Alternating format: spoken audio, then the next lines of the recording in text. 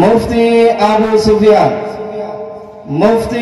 আবু সুফিয়ান মোহতামিম ছোট সালামতপুর হাফিজিয়া মাদ্রাসা। এ পর্যায়ে আমাদের সামনে কোরআন ইন্নাল হামদালিল্লাহ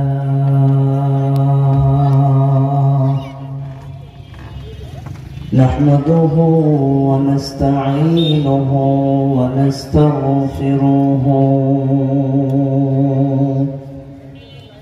ونؤمن به ونتوكل عليه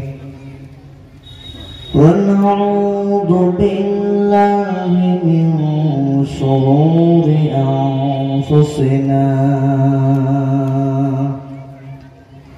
ومن سيئات أعمالنا من يهده الله فلا مضل له ومن يضلله فلا هادي له أي فلا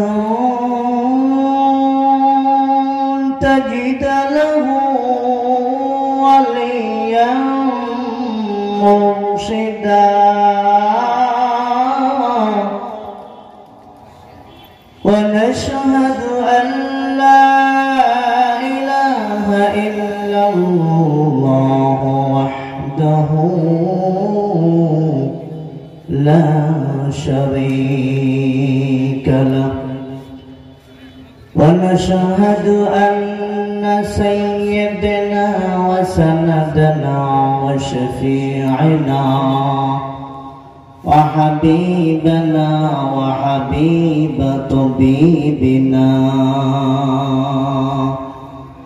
وقلوبنا وأولانا ومولانا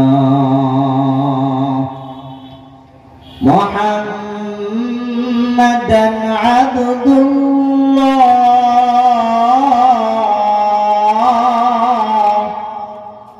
محمدا عبده ورسوله الذي أرسله بالحق إلى الخلق بشيرا ونذيرا أما بعد أعوذ بالله من الشيطان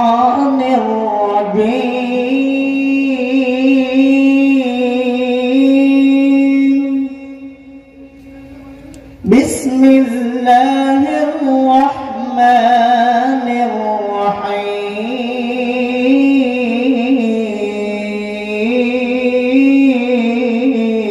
الرحيم فأما الإنسان إذا ما ابتلاه ربه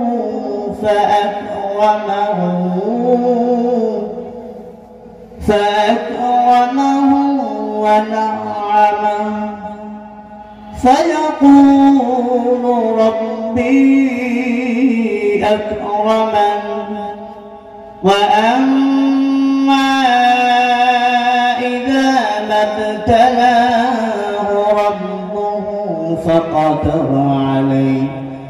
فقدر عليه رزقه فيقول ربي أهانن كلا بل لا تكرمون اليتيم ولا تحاضون على طعام المسكين وتأكلون التراث أكلا لما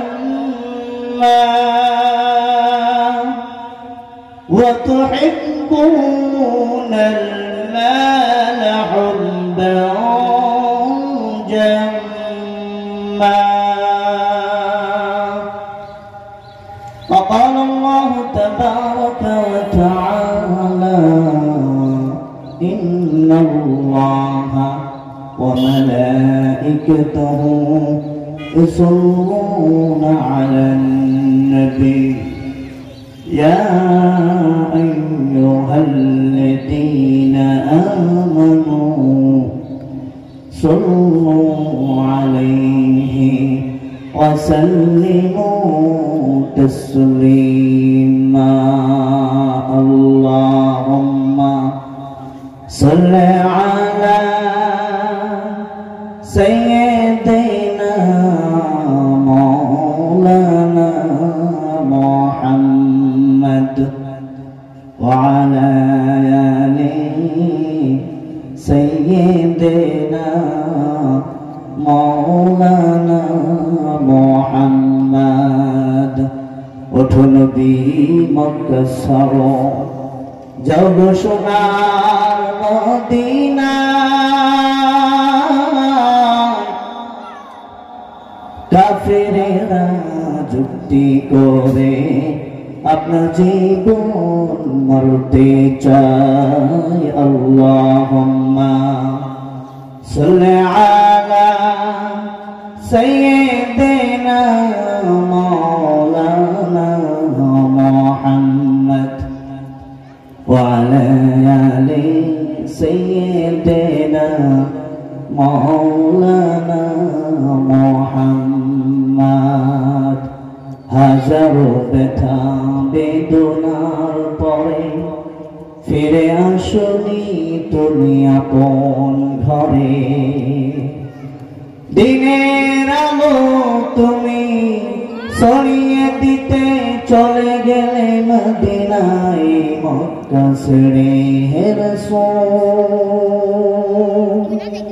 তোমাকে ভুলি আমি কেমন করে হে রাসূল তোমাকে ভুলি আমি কেমন করে খেয়ে না খেয়ে দিন প্রচারের কাজে নিজেকে দিয়েছ বিলিয়ে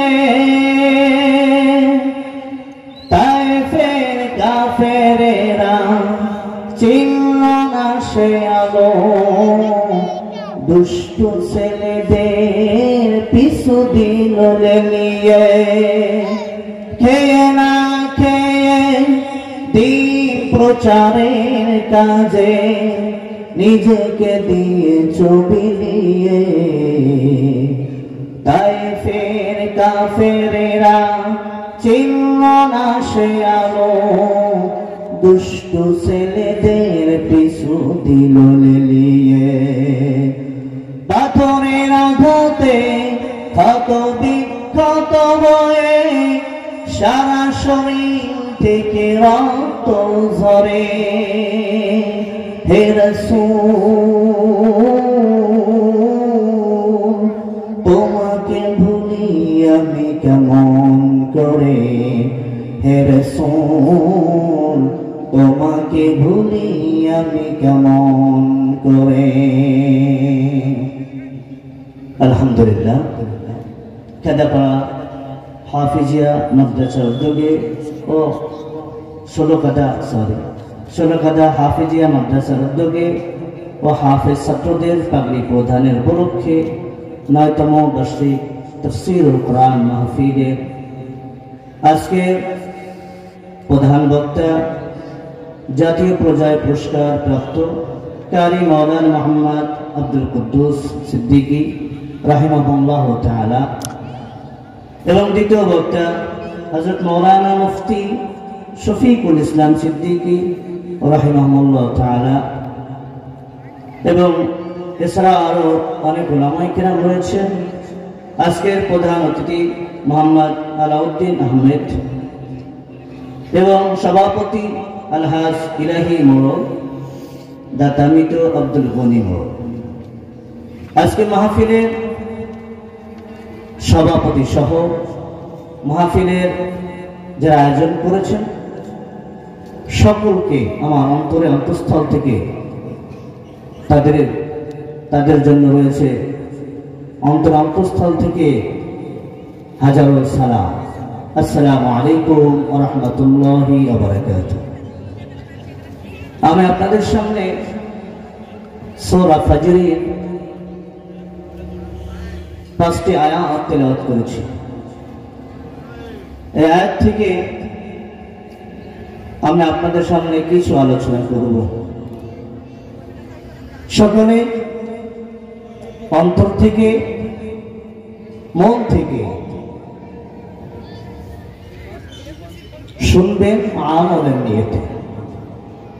আজকে এত বড় একটা জান্নাতের বাগিচা যারা আয়োজন করেছেন হাফেজ ছাত্রদের পাগড়ি প্রদান।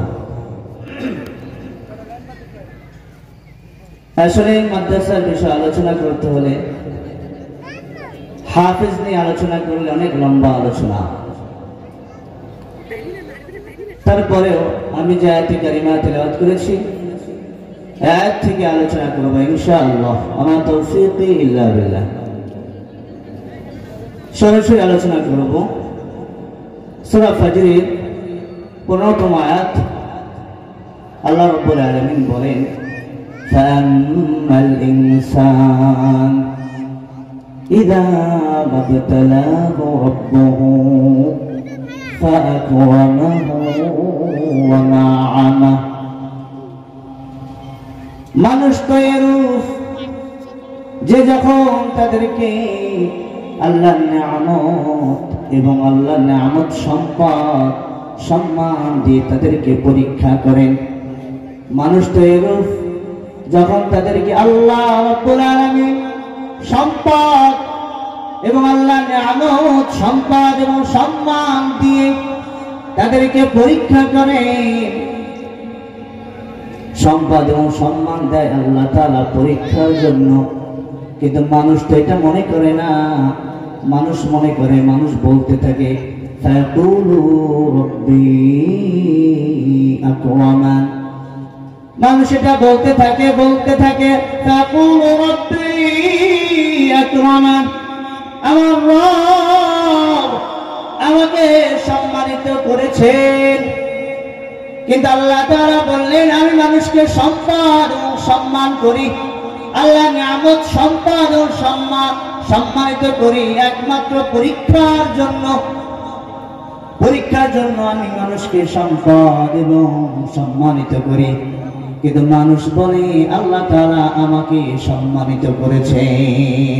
পরীক্ষার জন্য আল্লাহ দেন, কিন্তু মানুষ বলতে থাকে না আমাকে পরীক্ষার জন্য নয়, আল্লাহ আমাকে সম্মানিত করেছেন। ফায়াকুলু রাব্বি আকরামান, আমাকে সম্মানিত করেছেন। আল্লাহ সম্পদ দেন পরীক্ষার জন্য, সম্মানও দেন পরীক্ষার জন্য। আজকে আমাদের দেশে, আমাদের গ্রামাঞ্চলে সব জায়গায় সম্পদের পাহাড় হয়ে গিয়েছে, সম্পদ হয়ে গিয়েছে। সম্পদের কারণে তারা বলে আমাকে আল্লাহ তাআলা, আমি নামাজ পড়ি না, রোজা রাখি না, হজ করি না, যাকাত ঠিক মতন দিই না, ইসলামের পথে চলি না, কিন্তু এরপরে আল্লাহ তাআলা আমাকে সম্মানিত করেছেন, সম্পদ দিয়েছেন, সম্মান দিয়েছে একমাত্র পরীক্ষার জন্য। তোমাকে বড় নেতা বানাইছে আল্লাহ তাআলা পরীক্ষার জন্য, যে তুমি কেমন দায়িত্ব পালন করো। ও মেম্বার, ও প্রিয় মন্ত্রী, তোমাদেরকে বানাইছে আল্লাহ রাব্বুল আলামিন পরীক্ষার জন্য। কিন্তু পরীক্ষা আমরা এটা মনে করি না, আমরা পরীক্ষা না মনে করে আমাদের উপরে আল্লাহ তোমাকে সম্পদ ও সম্মান দিয়ে সম্মানিত করে নাই, এটা আল্লাহ তোমাকে পরীক্ষার জন্য দিয়েছেন। অন্যতে পরে আল্লাহ তাআলা বলেন ফাআম্মা ইযা মাবতালাহু রাব্বুহু ফাকাদারা আলাইহি রিজকা। আল্লাহ রাব্বুল আলামিন কতক মানুষকে আল্লাহ তাআলা রিজিক দ্বারা মানুষকে কষ্ট দেয়। ইযা মাবতালাহু রাব্বুহু, তার রব যখন তাদেরকে রিজিক দিয়ে কষ্ট দেয়, রিজিক যখন সংকুচিত করেন তখন তারা বলতে থাকে ফায়াকুলু রাব্বি আহানান, আমার রব আমাকে হীন করেছেন, আমাকে লাঞ্ছিত করেছেন, আমাকে অপদস্থ করেছে। যখন রিজিকের কষ্ট দেয় তখন তারা বলতে থাকে আল্লাহ তাআলা আমাকে অপদস্থ করেছেন, লাঞ্ছনা করেছেন। ও দুনিয়ার মানুষ, এর আগে বললেন আল্লাহ সম্পদ ও সম্মান দেয় পরীক্ষার জন্য। আল্লাহ তাআলা রিজিক দিয়েছেন তাদেরকেও পরীক্ষার জন্য, কিন্তু তারা বলতে থাকে আল্লাহ আমাদেরকে লাঞ্ছিত করেছেন, অপদস্থ করেছেন। ও দুনিয়ার মানুষ, আল্লাহ রাব্বুল আলামিন দুনিয়াতে যারা সম্পদ ও সম্মান পেয়েছিলেন কিন্তু পরীক্ষার জন্য দেওয়া হয়েছিল, কিন্তু এই মানুষগুলো তারা নামাজ পড়ছে, রোজা রাখছে। কিছু মানুষ থাকবে নামাজও পড়ছে, রোজা রাখছে, নামাজের মধ্যে কোনো অভাব নাই, নেকির মধ্যে কোনো অভাব নাই, দান সদকার মধ্যে কোনো অভাব নাই, সব কিছুর মধ্যে নেকি নেকি ভরপুর হয়ে গিয়েছিল। কিয়ামতের ময়দানে আল্লাহ রাব্বুল আলামিন ওই ব্যক্তিগুলোকে, ওই ব্যক্তি পাহাড় সমান নেকি নিয়ে এসে উঠবেন। নবী করিম সাল্লাল্লাহু আলাইহি ওয়াসাল্লাম বলেন, এই আয়াতের তাফসীর থেকে আসে কিয়ামতের ময়দানে ওই লোকটা যখন ধন নেকি বান্দার নিয়ে উঠবেন, ওই লোকটা বলতে থাকবে আল্লাহ তাআলা তাকে জান্নাত দিবেন। যা তোমার নেকির কারণে আল্লাহ জান্নাত দিয়েছেন, নামাজের কোনো অভাব নাই, যাকাতের কোনো অভাব নাই, হজের কোনো অভাব নাই, সব কিছু পরিপূর্ণ হয়ে গেছে, নেকি নেকি পাহাড় সমান হয়ে গিয়েছেন। আল্লাহ রাব্বুল আলামিন তাকে জান্নাত দিবেন, কিন্তু পাশে থেকে একটা লোক দৌড়ে আসবে, আল্লাহ এই লোকটা আমাকে তার কথার দ্বারা কষ্ট দিয়েছিল। আর একটা লোকের আল্লাহ এই লোকটা আমার সম্পদ মেরে খেয়েছে। আর একটা লোক দৌড়ে আল্লাহ এই লোকটা আমাকে আমার উপর জুলুম করেছে। একের পর এক অভিযোগকারী চলে আসবে। আল্লাহ তাআলা তাদেরকে বলবে তোমরা এখন কি চাও? আল্লাহ ওই বান্দারা বলবেন আল্লাহ, অভিযোগকারীরা বলবেন আল্লাহ। আজকে ওই লোকটা বলবে আল্লাহ আমি যদি দুনিয়ায় থাকতাম ওর সম্পদ আমি ফিরাই দিতাম, ওর রক্ত করে আমি মেরে খেয়েছি, আমি যে লুট করে নিয়েছি আমি ওটা দিয়ে দিতাম। আল্লাহ আমি ওর সাথে যে জুলুমটা করেছিলাম আমি তাকে তার জুলুমের প্রতিশোধ হিসেবে আমি সেটা গ্রহণ করতাম, কিন্তু এখন আমি কি করব?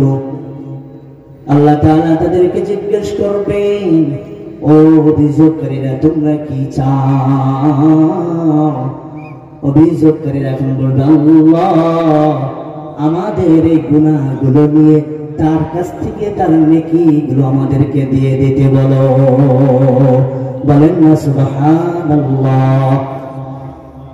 যখন অভিযোগকারীরা বলবে কিন্তু আল্লাহ বলেন ঠিক আছে, তার অভিযোগ কি? আল্লাহ ও আমাকে কষ্ট দিয়েছিল, তার কথার দ্বারা জবানের দ্বারা আমাকে গালিগালাজ করতো। আল্লাহ বলবে ওই গালিগালাজের পরিমাণে তার গুনাহগুলো নিয়ে নাও, ওই পরিমাণ তাকে নেকি দান করে দাও, তাকে নেকি দান করে দেওয়া হবে। পরের অভিযোগকারী আসবে, আরে ভাই নেকি যখন দিয়ে দেবেন এরপরে যে অভিযোগকারী আসে আবার আল্লাহ ওই লোকটা আমার সম্পদ 2 হাত হাল কেটে নিয়েছিলেন। আল্লাহ জমি যা ছিল কাটতে কাটতে তার শক্তি ছিল, অর্থ ছিল, সম্পদ ছিল, দাপট ছিল, ক্ষমতা ছিল। আল্লাহ সে আমার কাছ থেকে জমি মেরে নিয়েছে। আল্লাহ কখন কিভাবে টিপসই দিয়ে নিয়ে নিয়েছিল। আল্লাহ তুমি ওই লোকটা আজকে আমার এই গুনাহগুলো নিয়ে তাকে নেকি দিয়ে দিতে বলো। আল্লাহ বলবে ওই লোকটাকে নেকি দিয়ে দাও। সুবহানাল্লাহ। এইভাবে অভিযোগকারীরা অভিযোগ করতে থাকবে, নেকি দিতে থাকবে, নেকি দিতে থাকবে। নেকি যখন দেওয়া শেষ হয়ে যাবে অভিযোগকারীর লাইন লম্বা সিরিয়াল এখনো শেষ হয় নাই।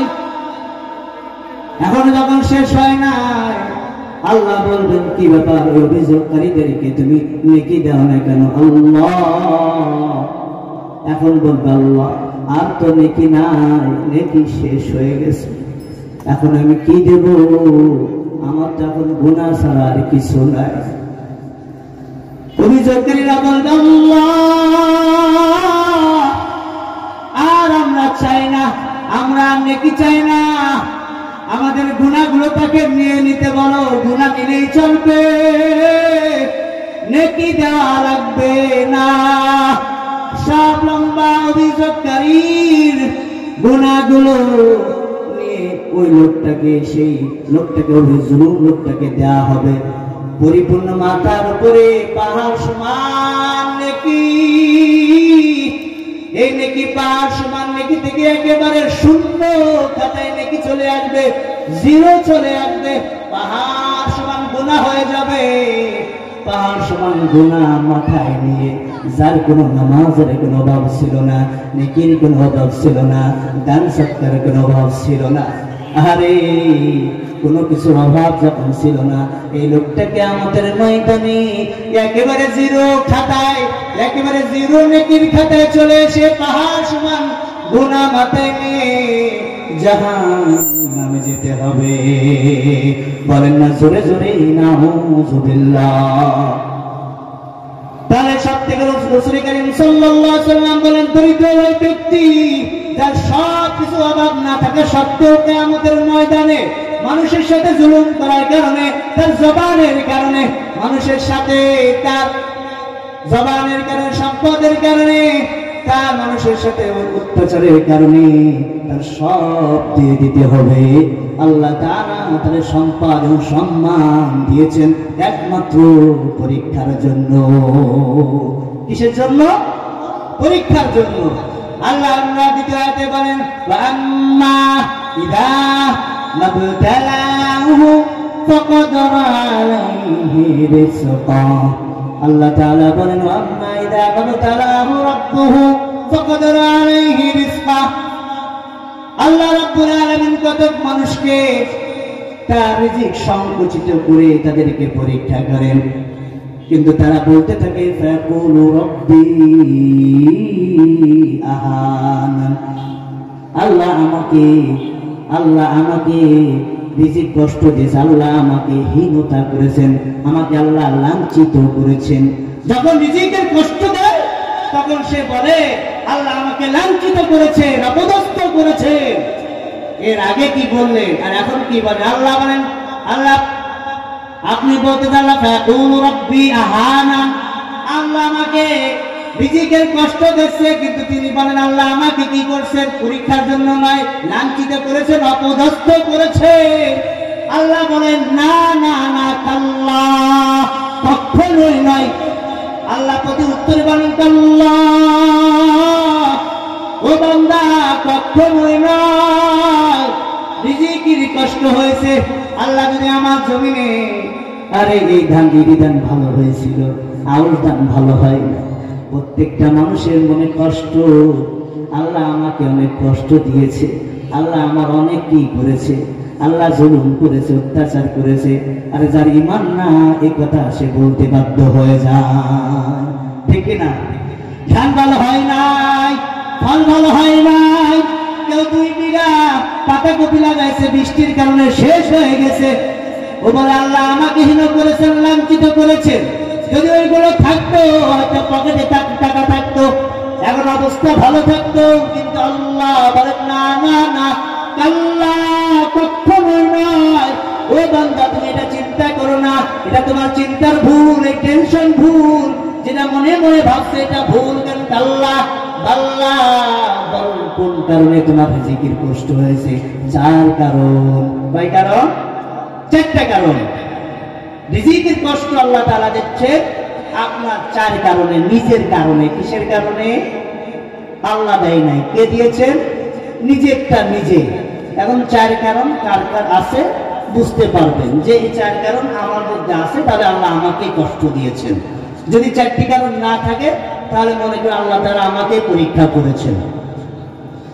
চারটি কারণ, কয়টি কারণ? কাল্লা, আল্লাহ বলেন কখনোই নয়, তোমার চিন্তা টেনশন থেকে মাথা থেকে বের করে দাও। চারটি কারণে, তোমার কারণে, তোমার নিজের কারণে আমি আল্লাহ তোমার রিজিকের কষ্ট দিই, বা নিজের কারণে তুমি নিজেই কষ্ট দাও। এক নাম্বার কাল্লা, বাল্লা তুকরিমুনাল ইয়াতীম। কাল্লা কখনোই নয়, বাল্লা বরং তুকরিমুনাল ইয়াতীম। ইয়াতীম, ইয়াতীম, তুকরিমুনাল ইয়াতীম। এতিমকে সম্মান না দেওয়ার কারণ, এক নম্বর কারণ, কয় নম্বর কারণ? এক নম্বর কারণ, এতিমকে সম্মান না দেওয়ার কারণে আল্লাহ রিজিকের কষ্ট দিয়ে থাকেন।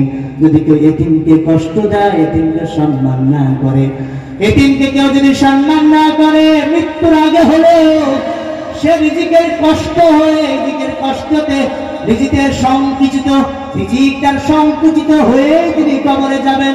এক নাম্বার কারণ, সে এতিমকে সম্মান করে নাই। এখন বলবেন হুজুর আমি এতিমকে কি সম্মান করব? এক নাম্বার, এতিমকে কষ্ট দেওয়া হয়। আরে ফ্যামিলির মধ্যে বাবা মারা গিয়েছে, ভাই মারা গিয়েছে, ছোট্ট বাচ্চা, দুইটা বাচ্চা রেখে গিয়েছে বা একটা বাচ্চা রেখে গিয়েছে।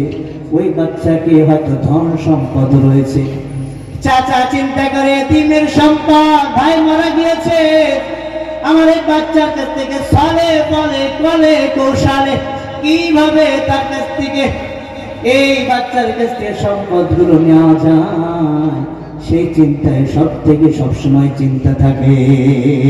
জোরে জোরে বলেন ঠিক কিনা? এই সম্পদ নেওয়ার চিন্তা থাকে এতিম বাচ্চা। আরে সব থেকে তার যেটা প্রয়োজন, এতিম গরিবের কাছে লেখা নয়, এতিম বড়লোকের কাছে লেখা নয়, এতিম কোন মিসকিনের কাছে লেখা নয়, এতিম কোন অসহায়ের কাছে লেখা নয়। এতিম এমন একটা শব্দ গরিবের কাছে আছে, সম্পদওয়ালার কাছে আছে, মিসকিনওয়ালার কাছে আছে, অসহায়ের কাছে আছে। কারণ এতিম বাবা চলে গিয়েছে, মাও নাই, বাবাও নাই, তার কাছে সব থেকে যেটা প্রয়োজন হয়, ওই ছোট্ট বয়সে তার সম্পদ প্রয়োজন নয়, তার প্রয়োজন না, তার মা কোলে নেবে, আহারে সুন্দর করে আদর করবে, আর আদর করে করে সন্তানকে একটু মুখে খানা দোলাই দিবে, আরে সুন্দর করে স্কুলে গোছাই স্কুলে নিয়ে যাবে, স্কুল থেকে আসার পরে সুন্দর করে পরিপাটি করে গোসল করে ঘুম পাড়িয়ে দেবে। ওই মা নাই, বাবার কাছে বলতে পারে না, ও বাবা আমাকে একটু খাবার এসে দিবা। সব চাইতে যেটা প্রয়োজন হয়, এতিমের একটু সব থেকে আদর স্নেহ প্রয়োজন হয়। সেই সময়টায় এতিম বাচ্চাকে আমরা কি করি না, আমরা তাকে আদর স্নেহ করি না, বরং তাদেরকে এই প্রতিপূর্ণ করি আমরা দূরে সরাই দিই। ছলে বলে কলে কৌশলে কিভাবে তার সম্পদগুলো লুটিয়ে পুঁটি নেওয়া যায় সেই চিন্তাই থাকে। জোরে জোরে বলেন ঠিক কিনা? বর্তমান পরিস্থিতি এমন হয়ে গেছে, আল্লাহ তাআলা কাল্লা বাল্লা তুকরিমুনাল ইয়াতীম, এতিমকে সম্মান করা না হয়, তার রিজিকের কষ্ট এক নাম্বার কারণ এতিমকে সম্মান করে নাই। ওই এতিমকে তার সম্পদ থেকে নেওয়ার চিন্তা থেকে, যদি এতিম গরিব হয়, এতিমকে কিভাবে চতুর্দিকে লালন পালন করা যায়, এতিমের পড়াশোনার খরচ কিভাবে দেওয়া হয়, হয়তো এই মাদ্রাসার দিকে তাকাইয়া দেখে, কত হাফেজ ছাত্র আছে, মাও নাই, বাবাও নাই, আহারে কত কষ্ট করে মানুষ হয়। ভাইরে ভাই, যদি আপনি পারেন একটা পাঞ্জাবি কিনে ওই এতিম বাচ্চাকে দিয়ে দেন, আরে কিয়ামতের ময়দানে আপনাকেও জান্নাতে না নিয়েও যাবে না। হাফেজে কোরআন আল্লাহ তাআলা 10 জনকে জান্নাতের জাহান্নামী ব্যক্তিকে জান্নাতে নিতে পারবেন। এত দামি এ হাফেজ কোরআন। আল্লাহ তাআলা বলেন পড়ো ও বান্দা, তুমি পড়ো, চলো পড়ো চলো।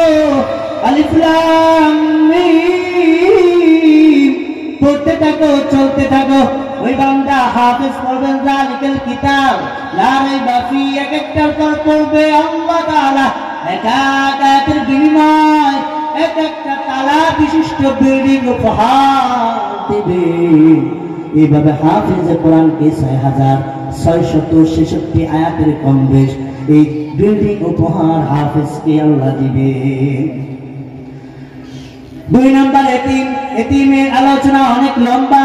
৩ নাম্বার আল্লাহ রাব্বুল আলামিন ২ নাম্বার বা ১ নাম্বার বা এতিমের যে কষ্ট দেয়, এতিমকে সম্মান করে না, আল্লাহ তাআলা তাকে রিজিকের কষ্ট দেন। ২ নাম্বার আল্লাহ বলেন কাল্লা বাল্লা তুকরিমুনাল ইয়াতীম ওয়ালা তাহাদ্দুনা আলা তুআমিল মিসকিন। আল্লাহ তাআলা ২ নাম্বার যে এতিমকে, যে এতিমকে ১ নাম্বার এতিমকে সম্মান করে নাই, ২ নাম্বার মিসকিনকে, অভাবীদেরকে খানা প্রদান করে নাই, নিজেও দেয় না, অন্যজনকে দেওয়ারও আগ্রহ, অন্যজনকে দেওয়ার জন্য তিনি উৎসাহিত করেন নাই, নিজে তো দেয় নাই। আছে না আবু জেহেল মার্কে মানুষ, আছে না? আবু জেহেল এমন ছিল, নিজে তো দিতেও না, ভালোর দিকে ভালোর রাস্তায় খরচ করতো না, অন্যজন দিলেও তিনি কি করতেন? নিষেধ করতেন। আমাদের দেশে পাতি নেতা এমন আছে, চায়ের দোকানে বসে বলবে ওই মাদ্রাসায় না দিয়ে আমার ১০ টাকা চা খাওয়া, বিড়ি খাওয়া, একটা সিগারেট খাওয়া, বলে না? আল্লাহ তোমার দরবারেতে হাজার শুকরিয়া। হাসিনা পালাইছে দেশটা ছাড়িয়া, সৈরাসার পালাইছে দেশটা ছাড়িয়া। কোথায় আওয়ামী লীগ, কোথায় কাদের কাকা, কোথায় গেল ওই জালিমের গরম গরম কথা? ঠিক না? কোথায় আওয়ামী লীগ, কোথায় কাদের কাকা, কোথায় গেল ওই জালিমের গরম গরম কথা? অনেক করেছে আর নয়, আর বুক ফুলায় কথা বলেন না। এই বাংলার জমিনে ইসলাম ছিল, থাকবে। ইসলামকে কেউ সরাইতে পারে নাই, পারবেও না। জোরে জোরে বলেন ঠিক কিনা? ইসলাম ছিল, শুরু থেকে আছে, এখনো থাকবে। দল আসবে যাবে, এই টুপির বিরুদ্ধে, পাঞ্জাবিওয়ালার বিরুদ্ধে, দাড়িওয়ালার বিরুদ্ধে, কোরআনের বিরুদ্ধে, নবীর বিরুদ্ধে যারা এই কথা বলেছে, এই জমিন থেকে লাঞ্ছিত অবস্থায়, অপদস্থ অবস্থায় এই জমিন থেকে তাদেরকে বিতাড়িত হয়েছে। কিছু থেকে আজ পর্যন্ত শেষ পর্যন্ত হবে। কোরআনের বিরুদ্ধে কেউ কিনে দুনিয়াতে তার বিচার হয়েছে। জোরে জোরে বলেন ঠিক কিনা?